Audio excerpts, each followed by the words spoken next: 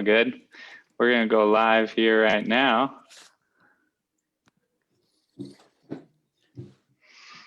Hey, Red.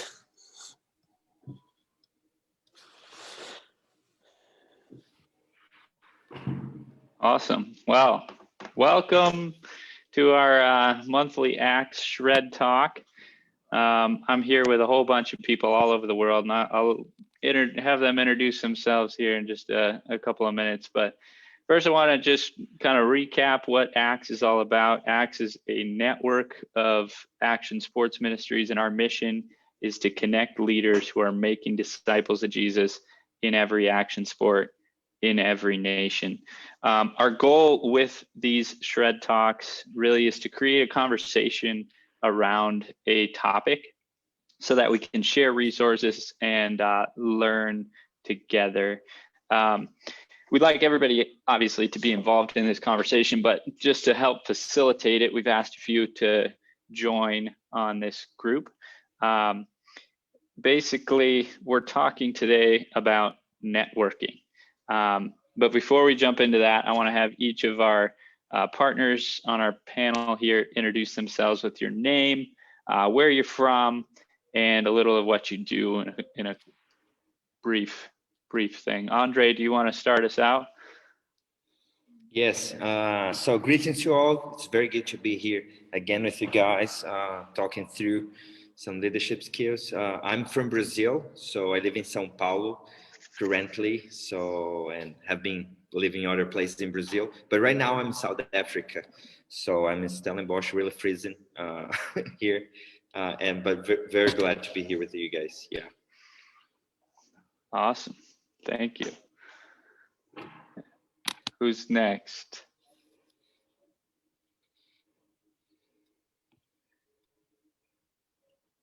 Brett, you want to jump in, or Reg? Sure.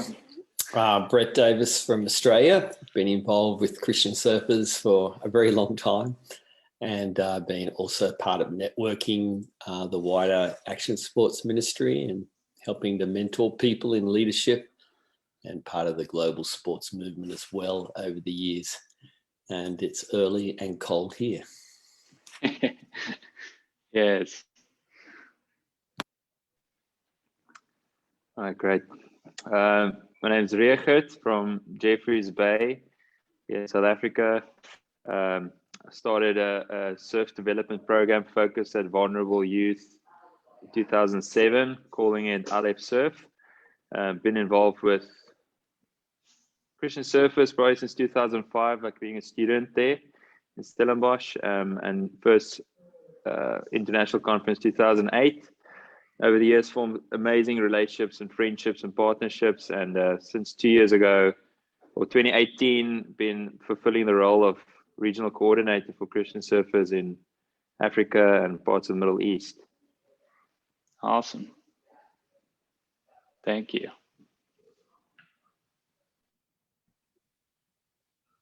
I guess I'm next. I'm Tony. I live in South Florida, and I work with Christian skaters. And we have been networking skate ministry since around 2003. And that's pretty much, we're just a network of skate ministries all around the world. So that's just something that we do on a daily basis. Awesome. Cool. Lewis, you want to share? Yes. Hello. Luis from Look at you. Hello. Hello. Can you hear me? Yes, we hear you. Hello. Luis? Yes, we hear you. Okay.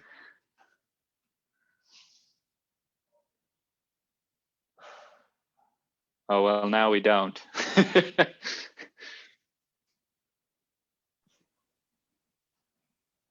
Well, if Lewis can get back, certainly I met Lewis in his hometown in 2002. He's been involved with Christian Surfers in Venezuela and part of the South America sports ministry network. There's done a lot of networking over the years, but internet in that country, along with everything else, seems to be pretty broken at the moment. And it's Yes. it's his birthday today. It's Lewis's birthday as well. We may have to sing him happy birthday later. Yeah, good. Well, Eli, you want to jump in? Yeah, Johnny, you can sing to him. I'm not going to. Not on live Facebook. Yeah, I'm Eli Conley. I'm the director for Climbers for Christ, and I'm based in Bend, Oregon, in the U.S.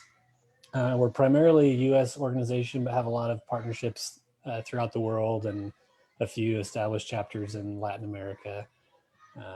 And Axe Network has been a big part of my networking experience over the last year in this role, and continuing to connect with climbers and climber surfers all over the world. So. Yeah, that's awesome. Well, yeah, as we get into this discussion about networking, those of you who are joining us online, watching live, please feel free to comment in questions or comments, and I will do my best to bring those into our conversation here with our panel. But yeah, I want to say thank you to all of you for joining us on our Shred Talk today. I've heard that it was said networking is your net worth. So we know that networking is extremely valuable.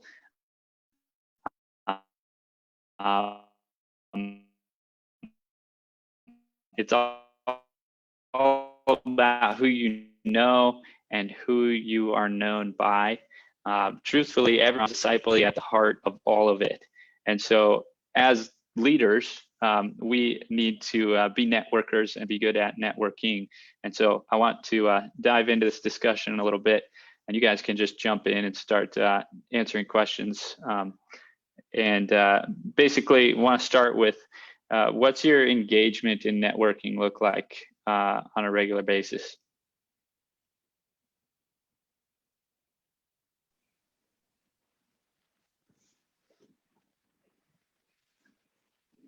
I'll take from my side. It's something that you don't really go in with very strong like intentionality, but then as you get into the process, you realize like how important this is and how you cannot do anything. You can't be isolated in your little mission and what you're doing. So the information sharing, resources sharing, know-how, it's been one of our biggest assets you can have, because even in community-based development, you don't just look at monetary resources, but really your social capital, which is people that you know and people that you can leverage and people that know people.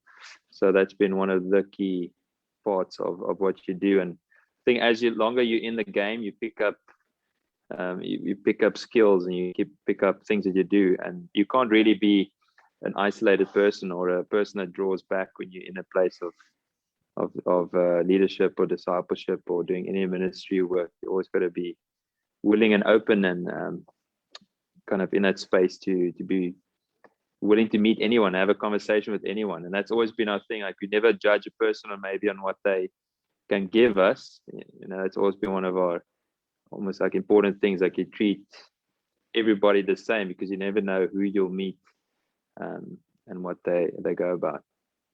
Yeah, that's awesome. I give a shout out to Allison who's watching with us. But yeah, for the rest of you, how have you guys engaged in networking?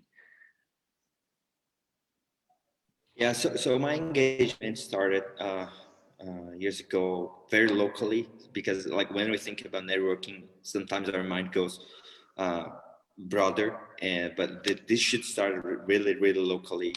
And for me, it's about really serve people and bringing people together. So I really love it, like to know people that they have something great to share, and they also they have something that they can improve on it, and just have this idea of bring people together and really people that can like fulfill each other's like needs and also ability skills on this. I really love it. So and being involved in the sports movement like from in the last years, most of what I do there is around this. It's really so that's why actually I have been involved in some things with actors, because I cannot even like be steady on a board.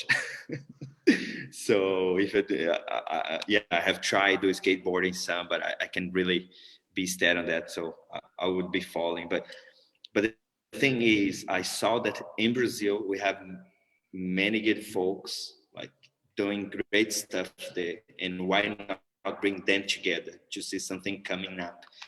So for me, network is really about you not be the person who plays or act in the stage, but be someone who like build a stage to other person to perform. So yeah. Yeah, that's good. Yeah, I love Connecting. that. I love that comment, Andre, of bringing people together for a common good, for the good of others, for others to shine. And I would say that everything moves at the speed of trust. So building trust, whether it's a local thing or a national thing or a global thing, it's all about trust. So I'd say my involvement in networking is about building trust with like-minded people to achieve things we could never do on our own, but we can do together because we are better together. And I just have such a clear picture. It's all about the body of Christ is a network. And whilst each part of the body has a really unique thing it does, when it's networked together, that's the body really functioning. So I see networking as a truly biblical illustration. So when I practice my networking, connecting with people on monthly calls, introducing people to others, I'm always thinking about this is a body of Christ working, networking, building trust, because it's only going to move at the speed of trust. I really like what Brett said, because I really think it's about being a body and all of us being different parts and having unique gifts to give. And I think our whole thing started when we had a skate ministry with zero budget and we had to get things done. And there's always, everybody has something to contribute, whether it's their time or even cooking or baking or being there for somebody. So it's not always financial resources, but how else can I contribute to our community? And so that's, basically where we started with networking, is really finding out, what those community assets are and what gifts different people have to be able to contribute, and putting it all together so that we can make something work. And that's how we started our skate ministry, with almost nothing. And I think, God's just, this God of economy. He can take nothing and make something great out of it. So.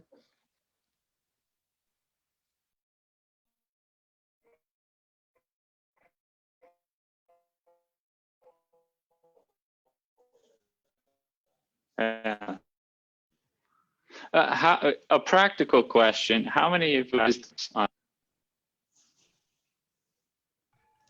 Can you I repeat see that, Johnny? no hands. Johnny, you kind of broke up. Could you repeat that? Oh, business cards. Do any of you use business cards? Yeah. I use No. it too. I use it too, but then I still having like a box with 500 of those there that I never used.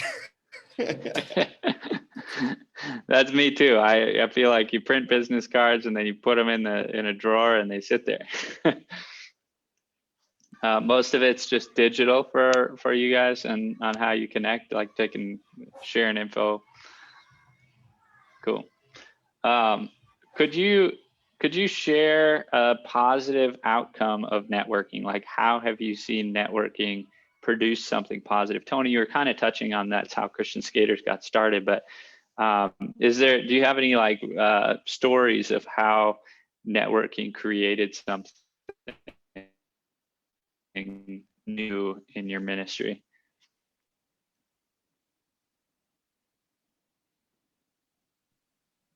I always think about Brett and Gil's story, how when they first started Christian Surfers, they traveled around the world and met all these people and spent time in their homes and got to know them and built relationships.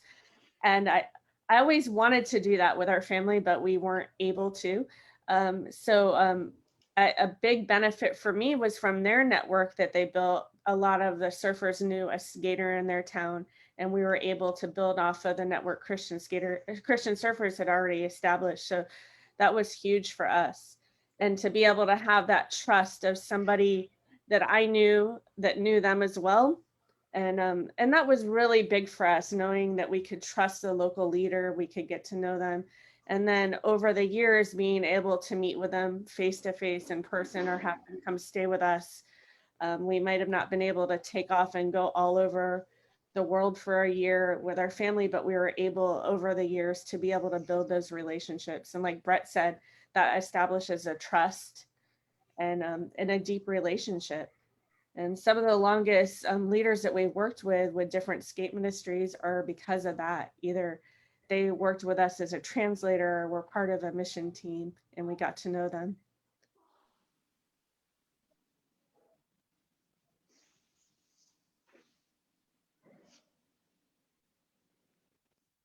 Yeah, how else? Share some more stories about the positive outcomes of networking in your ministry. I could share of one of our first trips that we took to Tanzania.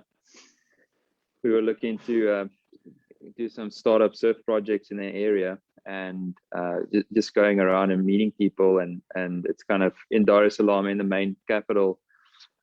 We just went to a market that morning, kind of this arts and crafts, and we met someone that was part of Young Life, and they said, okay, we're doing this kind of Bible study as well on Saturday. You're welcome to come in. Our small group, so we just hung out there that morning. Nothing to do really with surf ministry. We were just spending some time there, and this is the beauty of just looking outside of your scope as well. You don't always have to be super focused in just sticking to your line, but seeing opportunity where God brings people across your road. And that morning we met a doctor, and my wife's family is also very involved with medical missions over the years. She's from the US. And yeah, we just over the years always kept in touch with this doctor as well. Just love what he's doing. He came from Cornell, from America, to help out with a medical project there. And we ended up over the years visiting again. And last year, actually this year, their organization, MMI, which is Medical Missions International, they collect all of these discarded medical gear and a little bit of machines that's still perfectly working but not working for the state standard. So they would put them in containers, shipped into, they were going to go to Arusha, to East Africa, and they were stuck in the harbor there. And this MMI, we said, like, oh, we know someone in Tanzania that we could help you contact to somehow get.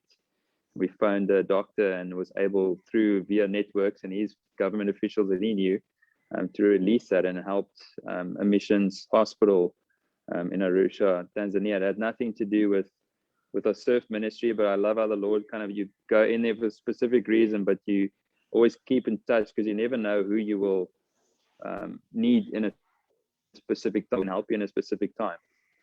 And that's, yeah, this is how it crisscrosses our journeys and paths with people, even outside of our specific scope a lot of times. Yeah, that's awesome. That's incredible.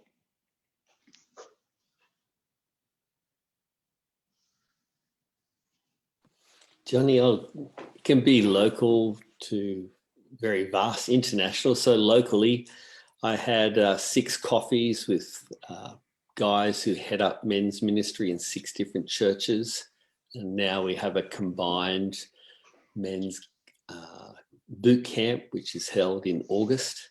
It's the only interchurch thing that happens in my local community, from the Roman Catholic Church to the Pentecostal Church. And it was all built around the shared vision of what local men may need to sharpen them up in community. 3 months ago, we ran our first surf and art festival camping weekend. That was a whole new initiative, and we had to create relationships and network between a campsite, a bunch of other ministries, Christian surfers. And that was great to see that happen 3 months ago. So that was like our South Coast, and it was like a catalytic event to try and kickstart ministry. And even as Tony mentioned, on a global level, no shortcuts for building some relationships. And not only did my wife and I and the family travel for a year when Roy Harley took over from us, I strongly recommended that he invest a year with his family sowing into people's lives, because you can't just hand trust over with the change of a title. So we crowdfunded, man, like we had to raise some $50,000 to crowdfund for Roy and his family as a new international director to really invest in the relationships for that global network. So whether it's local, regional, or global, there's really practical examples of how you can work, through those personal relationships. Yeah. I had an example just recently that a church, I've been trying to find a cabin that we could go to, take a group of kids wakeboarding for a weekend, and a church that we're connected to sent out an email and said, hey, we have some folks at our church that have offered up a cabin for a weekend. And this is totally unrelated to my searching. And so I reached out and said, yes, we'd like that. And they connected us to the folks who own the cabin. It's a beautiful place. We went and visited them. And it turns out they live less than a quarter mile from my house normally. And so it's just amazing to meet them. And then at the same time, totally separate thing, we were able to get connected to a husband and wife who own a boat, a wakeboard boat, and they offered us to use their boat and take it up to that lake for that weekend. And so just that idea of serving has shown through in the way that both of those different people are serving the riders that we get to serve, how we're all coming together and working together and bringing what we have to the table to work together is pretty incredible. But Andre, you were going to share a story. Yeah, so this is a very recent one. So it was 3 months ago. There's one guy that lives in Northeast Brazil, and he has a CrossFit ministry there.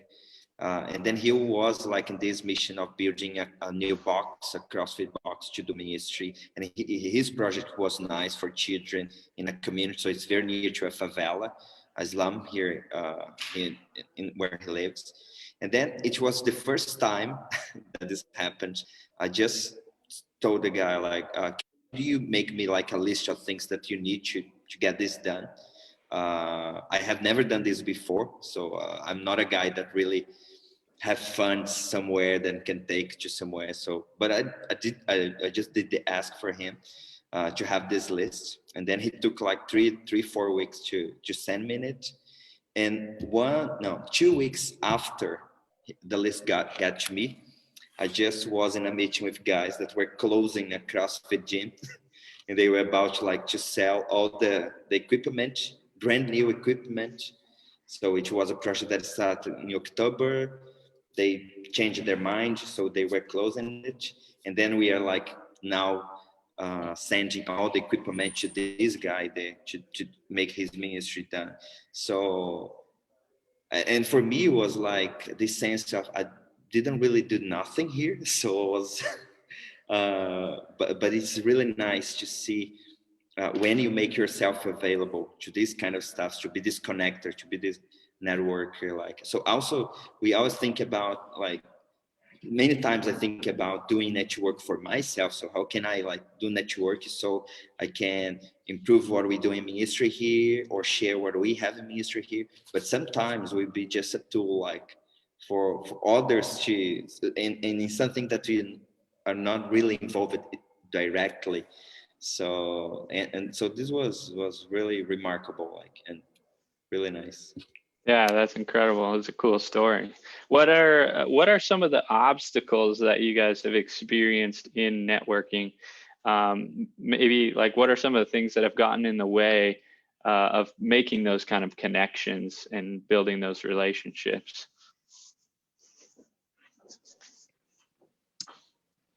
I think definitely ego. If you have a lot of ego in what you set out, self-serving networking. It's not a specific situation I can name, but I've seen it in specific people or situations where you can kind of see where people have agendas and what they're trying to push, but it's to further their own cause rather than the cause of others. And I think that's where we look to the example of our, our rabbi, Christ. It's like, leader needs to serve others. But even in that space, you can be a very strong believer and follower, and you can still not have dealt with your own pride or ego and stuff. So you can kind of fall into a trap of like, hey, am I doing this for some self gain, some self recognition or something out of this? And I think it's something that everyone has to be wary. It's more of like an abstract idea, but I've seen it across the spectrum where a lot of people get hurt or sour relationships out of very like egotistical, self-serving networking. Yeah, definitely. That's wise. I think for us, like living in the United States and having, mega churches and people who have everything they need. They might have like multiple buses, multiple places to meet, everything they need. They don't see a need to network, but they're needed in the network, and those kind of people are needed because they have the resources. And I think that's important. And that's definitely an obstacle I've seen, is that people work as islands instead of working with one another.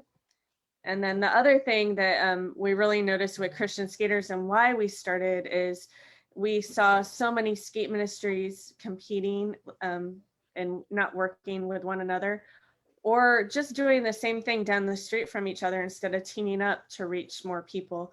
And that, I think that was kind of us telling people you shouldn't be reinventing the wheel, that we should be there to contribute with one another and help one another and be an asset to one another instead of taking away from each other.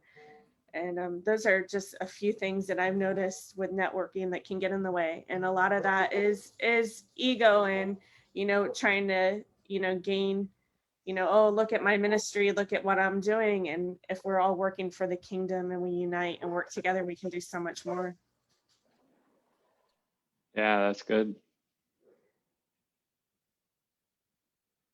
What else are some obstacles to networking? Yeah, one obstacle also that sorry, go ahead, Johnny. You were about to... No, I was saying go. I was just re-asking the question, so you got it. Okay, yeah. So it is for me clear communication. So because of things like ego that was mentioned, and so do a clear communication about and really very transparent, very transparent about what I'm looking for when I'm networking people, what are because sometimes and sometimes it's not clear for people, and people are already, they have lack of trust on things. So for me, having clear communication and very transparent and really over communicating why you are connecting people, why it's behind, and why we are being just coming together. So for me, this is very important. And as Brad mentioned, everything goes in the speed of trust. So communication is key.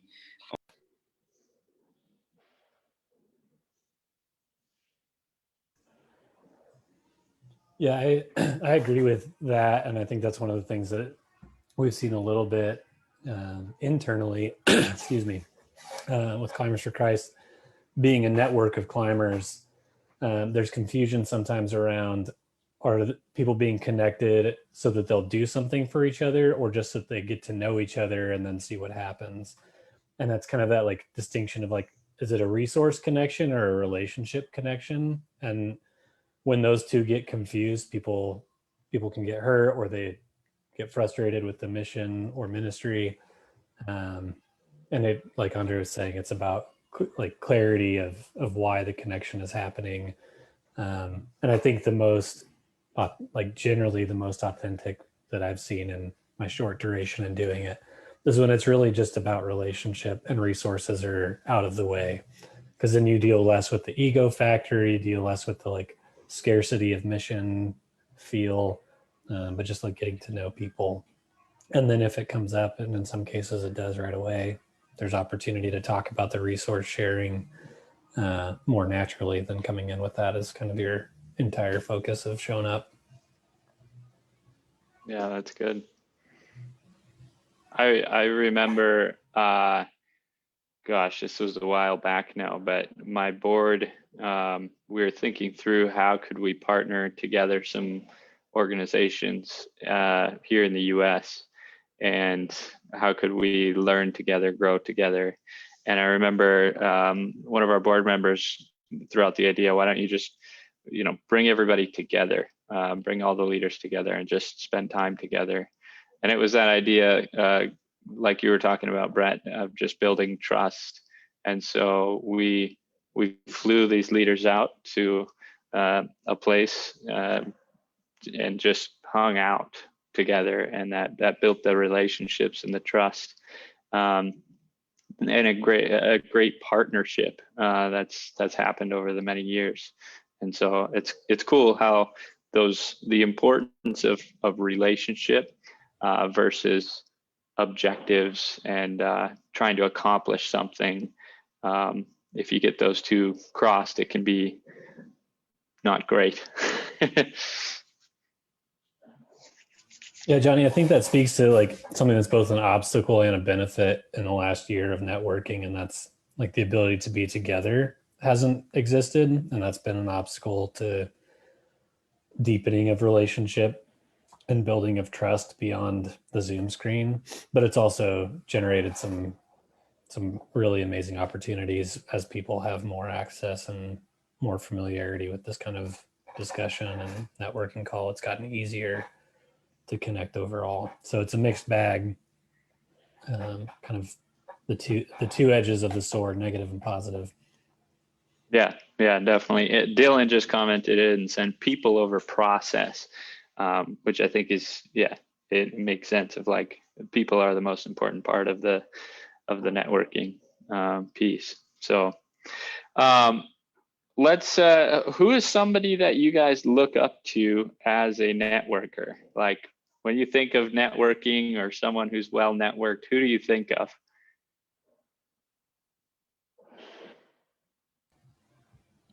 So for myself, sorry. So for myself, is this guy's Ed Waxer. So really the founder of the sports movement. So I have just a short story with Ed, just for you to know how this guy is a networker. So I was having lunch with him, I think 4 years ago, 5 years ago. It was 6 years ago. So it's 2015. And then we are having lunch in South Africa. So he's from America. I'm from Brazil. We're here in South Africa having lunch. And then there was no agenda. We're just like chatting and updating life of each other. And then I mentioned something that I was doing there with a specific organization. And then in the night before, he had a talk with another person that mentioned the same organization, but in another region of the globe. And then he said, I need to connect you with this guy now. So that he just hanged the phone, called the guy. The guy was from Central Asia and was in South Africa also, in the same town. So it's Johnny from Central Asia, Johnny B. Some of you may know. And then he hanged the phone, talked to the guy, and in 1 hour I was with this guy, just having a walk in a park here and talking about life, ministry, and what we could do together that we couldn't do by ourselves. So I have this picture of this guy like as edgy, just a guy that I always look for connecting the right people to do things that he's not able to, but he knows who are this person. So this is someone for me. Yeah, I think everybody on this call would probably say Eddie is the most connected person on the planet for sure. Who else do you look up to that's super well networked?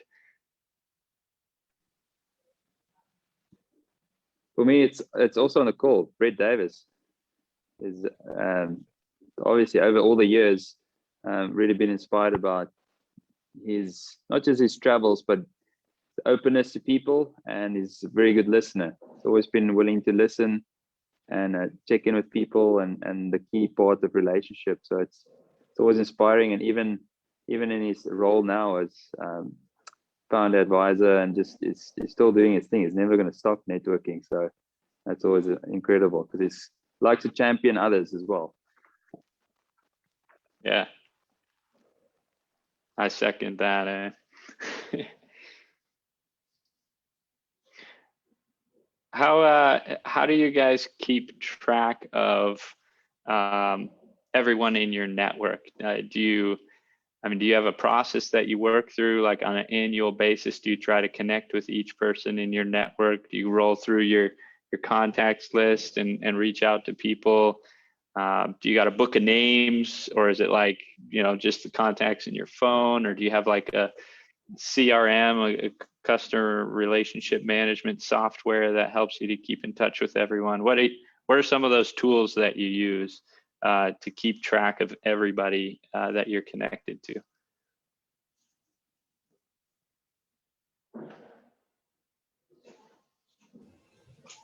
Mostly I use the computer that God gave me.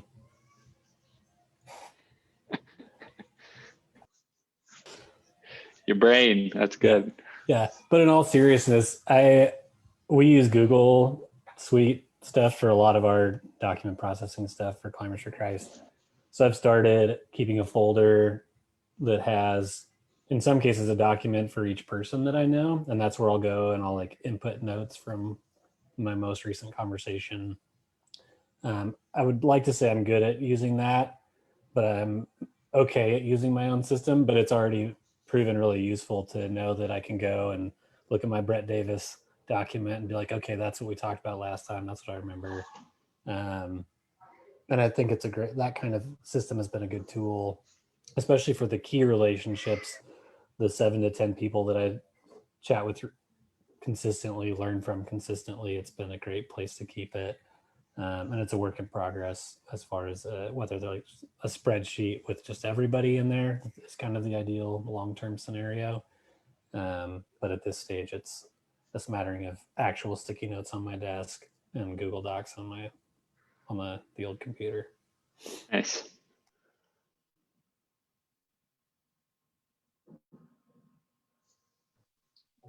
I mean, we use, especially during COVID, we use WhatsApp a lot, and we use Zoom for calls with people just to check in, and then just, checking in really casually through social media as well, seeing how everybody's doing. And then, then we'll write little like prayer requests on a chalkboard we have at the house just to remember to pray for people. Yeah, that's good. Yeah. Yeah, I'm not so good on that, Chi. Something that I started to do is just thinking that you can't go deep with many people. You can't like really invest and grow in relationship with a lot of people at the same time if you want to invest time and really. And I think that's important. So something that I have done is really be intentional about taking my week times to just call someone, just like, or send a message, deep message. So, and I do this randomically, so I don't have like a list of this, but then I take this time. Okay, so I'll text someone, or I'll send an auto message to someone, or call someone, yeah, and ask how is his life, how things are going, yeah. So in a like more deep way. So it's something that I really encourage. This has really been good. So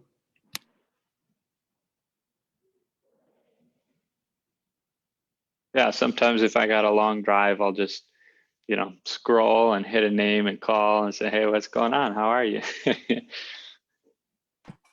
Yeah, I got a combination of formal planned things and informal spontaneous things. So there's certain people I'm intentionally catching up with every month, and I schedule the next call. Sometimes on the other end, it's someone just crosses my mind, you know, and I think, yeah, if that person's just popped in my mind, I send them a text or a message, and sometimes call just because they've come to mind. So a combination of both, Johnny, for sure. Yeah. And then it's geographic. Wherever I end up at the time, I'm starting to think, well, I'm physically here in this place. Who could I reconnect with?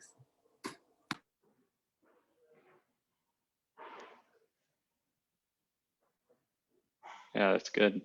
That's good. I do use, so in fundraising, I use a CRM, and I take notes on interactions that I have with donors, trying to remember their kids' names and their dogs' names and what's going on in their life and what they need prayer for. And we have about 600 and some donors, and it's hard to keep track of all of that in my brain, because I used to blame it on concussions, but I'm just not that good at remembering things. And so taking notes has been really, really helpful for me to remember. And it makes me look better than I am, you know?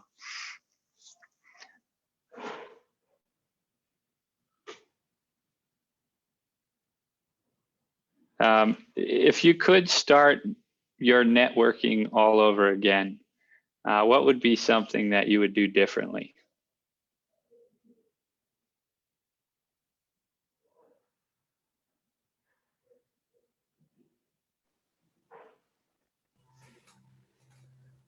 I think I would have thought through a system of keeping track of things much earlier, and at least had something to adapt rather than trying to make it up as I went along.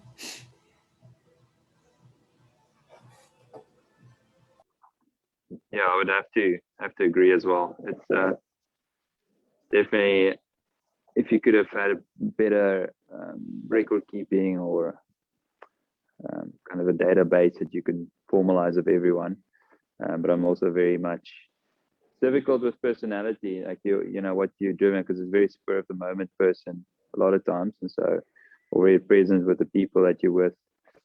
So it's sometimes for me, personally, it struggles to kind of always be in touch and like know how's everyone doing all around me, and then rather than the person in front. So I would also say like I probably would have liked a better like record keeping or software, all these things. It's so many apps that you can use nowadays.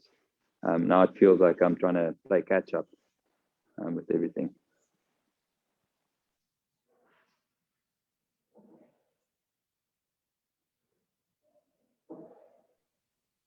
I think with us, I just probably would have just sewed more into others, and just given more and been more generous, with just, you know, just with wisdom, with anything that we could have done at the beginning. I just think that would have built a lot more trust too from the beginning. And just, you know, just really, I think serving is a huge gateway to just building relationships. So. Yeah, I agree with Tony. I think earlier on, I probably used people to build my projects, and now I use projects to build people. And I made a lot of mistakes just with my own agenda. And then when networking became wider and even more global, I made so many mistakes cross-culturally. So would have wished I could have listened better to people, especially people with English as a second language, to be slower, to ask more questions, to wait longer for an answer, and appreciating the difference in culture, between different churches, difference in culture between other nations, and appreciating the difference in culture. I wish I had done that different.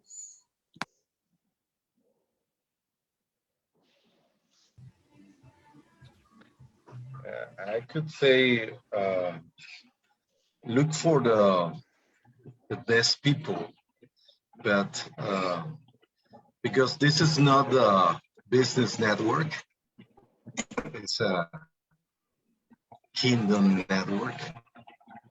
All of all our seniors, so I think this part of the process. I mean, all the disappointment, and we have with some people there, maybe they are not the best for networking, and then we realize that they fail, they little down, but it is part of the learning and do again. Try to take care with the is the way that God said, and we need to be inclusive, even with the people we are thinking they are the wrong people. Yeah, for me, it's really be more generous of time for people. So I'm the kind of person that watch YouTube like speed to. So and I try to do this with people sometimes. Like I really want to speed up conversations, but really, I'm like this is something that I'm recently trying to change. Really, go deeper, spend more time. You can't build a relationship if you are just going through a list that you need to check in a conversation. So, and really engage, make friends, really make friends. So people that you may cover the backs and he takes your backs and really trust in people and let them trust in you. So yeah, so like very like what we see in the networks in the book of Acts. So this kind of relationship that the guys were keeping each other all the time. So this is something that I not just would like to come and and redo, but it's something that I want to do for the further networks.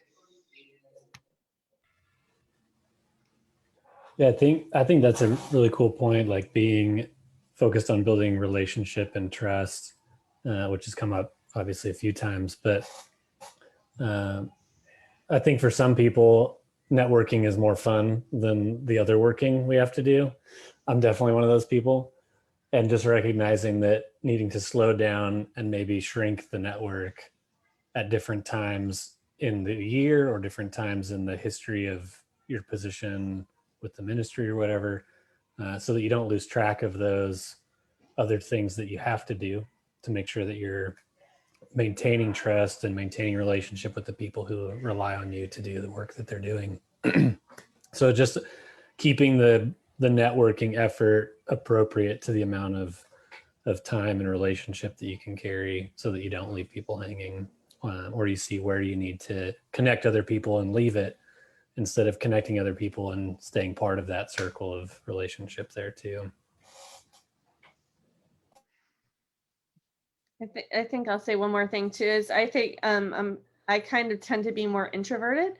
So sometimes it's easier for me just to do things on my own instead of trusting somebody else to join us or to join hands with somebody else. And so for me, like Ecclesiastes in chapter 4, verse 9 through 12, it says, two are better than one because they have a good return for their labor. For if either one of them fails, the one will lift up his companion. But woe to the one who falls when there is not another to lift him up. And just remembering that just having a team and a body around you is so important. And just, instead of that tendency to kind of like isolate, do it on your own, that you know that you need other people.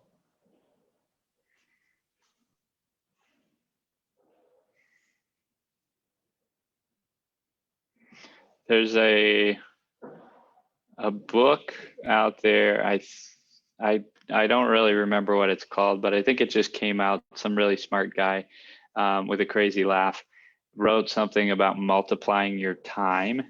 And basically the concept behind it was, if you can, it may take longer to invest into someone else and teach them how to do whatever it is you're doing. So you're planning an event. It may take longer to teach them to plan the event than it would to just do the event yourself. But in building that relationship and building that person, like Brett was talking about, it's you're you're multiplying your time out because now someone else knows how to do it and can take it, and you can multiply your time out in that way. And I'm the same way. I was going to say the same thing, Tony. Like so many times I bet on myself and I bet on my own effort, being able to accomplish something, and that essentially like hedges me in or gets me stuck into a certain spot because I only know so much. And if I would have included more people, we probably could have gotten a lot more perspective and a lot more done in a shorter amount of time. And maybe not in a shorter amount of time, but we still could have gotten more done, just because more people engaged usually it's a better return for your labor, like you're saying. Well, before we wrap up here, I just wanted to give an opportunity. What are some of the resources that you've seen out there?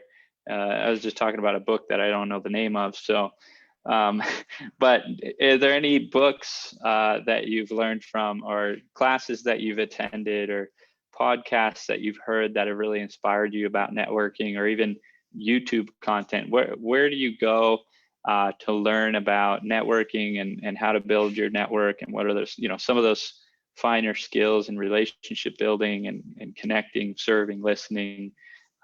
What are some of the resources that have helped you grow in this area?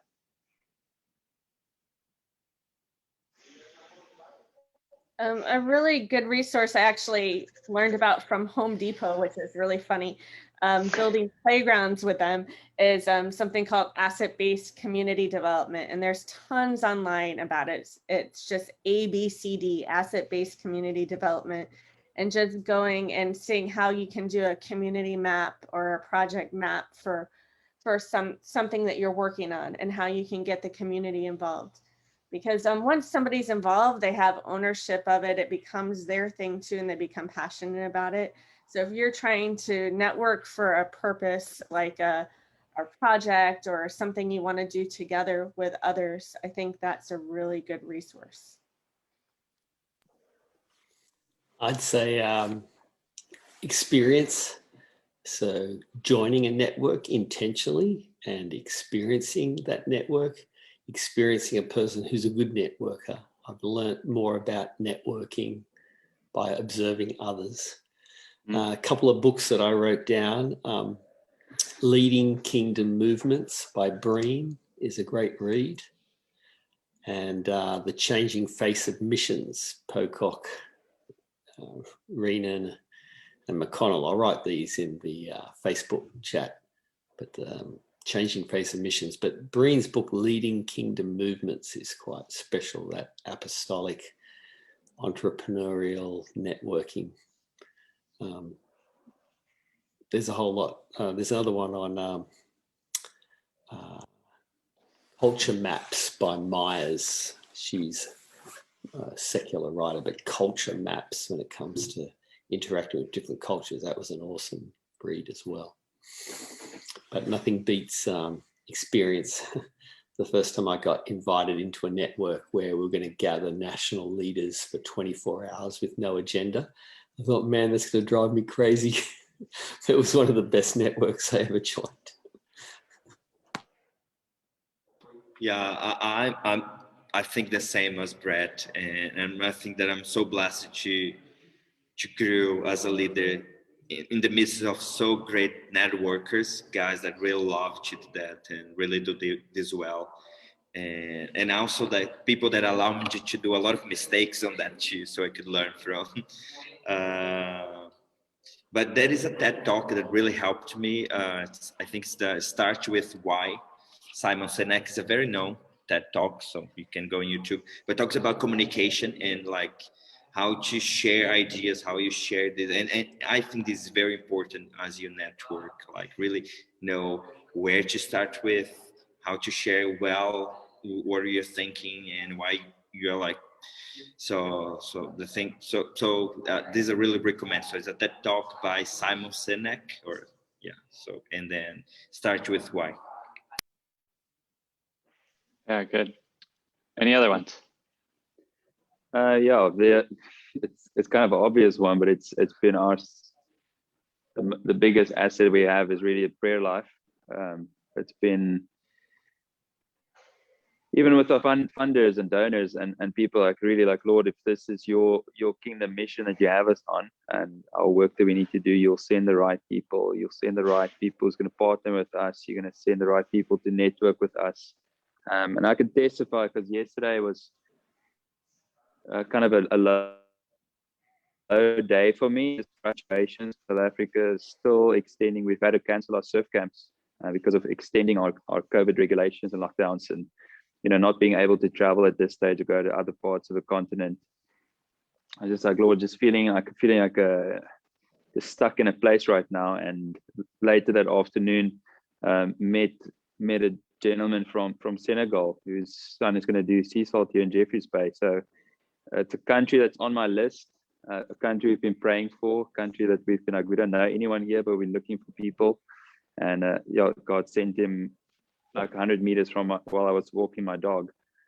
He brought this person across my road. So the power of prayer that's most of the things that we've been able to connect with and do is because it's first knocking on the door of prayer, and then Lord's opening doors. And it doesn't feel like, man, I got to labor so much to make this thing happen as well.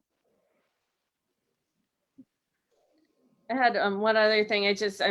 Reading like what Paul did, networking, how he used resources, and the Bible is pretty amazing.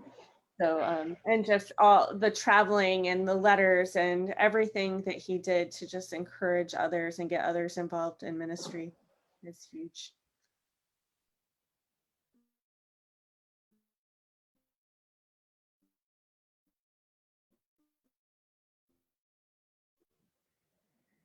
Absolutely. What else? Is there any other good resources?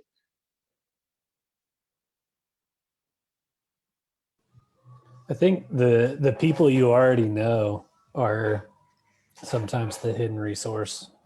Just like for myself, throwing out a like, hey, does anyone know someone who fill in the blank on social media has generally returned an answer to one of my questions or another connection that can answer those questions. So I think utilizing the resource that exists, utilizing the ACTS network, obviously, but it's been true for partnerships with secular organizations for us really consistently.